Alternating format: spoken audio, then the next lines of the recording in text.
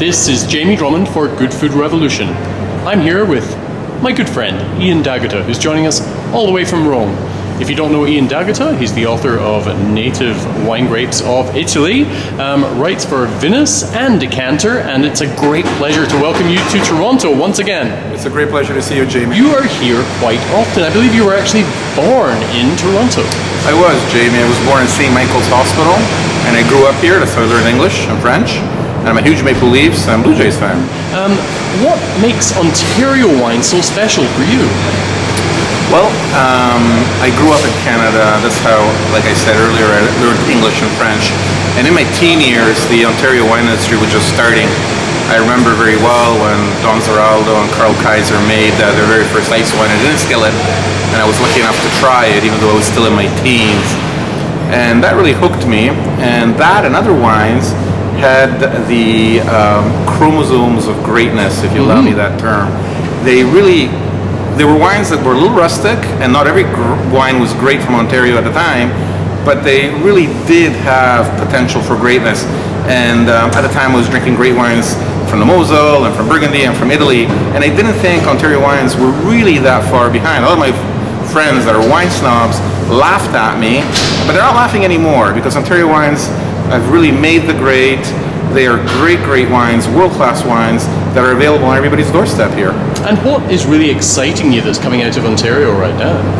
I think Cabernet Franc, probably, because Cabernet Franc is a great variety that does not excel in too many parts of the world.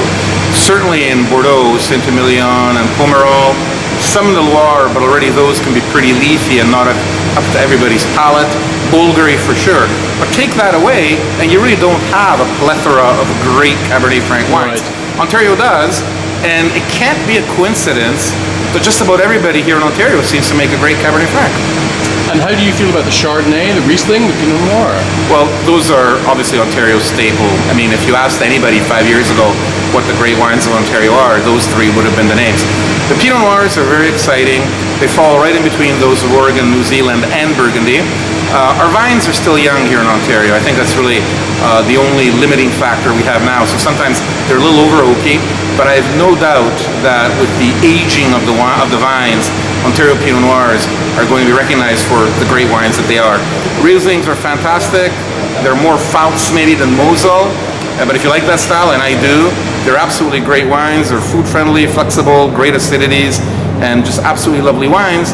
And they're, again, in between those of Germany and those of Australia, because Ontario Rieslings are not as bone dry as those of the Clare Valley and Eden Valley, and that's something to keep in mind. And of course, Chardonnay. Chardonnay tends to be sometimes a caricatural wine. Everybody tends to over oak it, so you get these caramelized tropical fruit bombs that are completely unmatchable to food, because if you're having Sol, the last thing you want is a mango papaya oaky cocktail. Yeah. But we don't get that in Ontario. In Ontario, we get beautiful, pristine, mineral, lacy Chardonnays. And again, I really do believe Ontario makes world-class wines. And you have had an opportunity to try some of the smashing sparkling wines we're making here right now.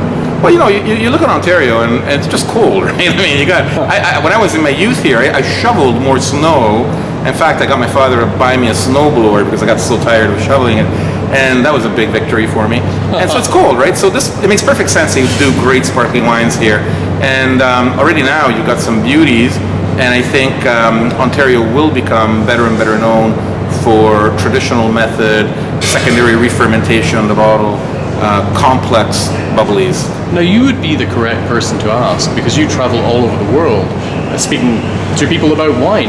What do people around the world feel about Ontario Canadian wine? Okay, that's a great question. Now, in fact, the problem is they don't know them. They really don't know much about Ontario wines. They do know Ontario and Canada because of its ice wines, but they don't have a grasp yet on how great the Pinot Noirs, the Rieslings, the Cabernet Francs, the Chardonnays are here. But there is one thing that must be kept in mind, and that is all important, and that is that every time I do a blind tasting in Europe, where I feature Chardonnays of the world, Pinot Noirs of the world, Rieslings of the world, Ontario always comes out in the top three. Wow. I cannot remember the last time I did a tasting and an Ontario wine did not either win or come out in the top three. Not only that, but Italian producers, who of course I see all the time because I live in Italy, they themselves come to Ontario and have noticed how good the wines are. So it's not me just being, you know, a rah-rah Canadian, but it's other people are taking notice. And again, it's really impressive how when you do a blind tasting of World Chardonnays, Pinot Noirs, Rieslings, Ontario comes out on top. Fantastic. That's a good thing to hear, Ian. Thank you very much for joining us at Good Food Revolution today. Thank you very much. It's my pleasure. Bye for now.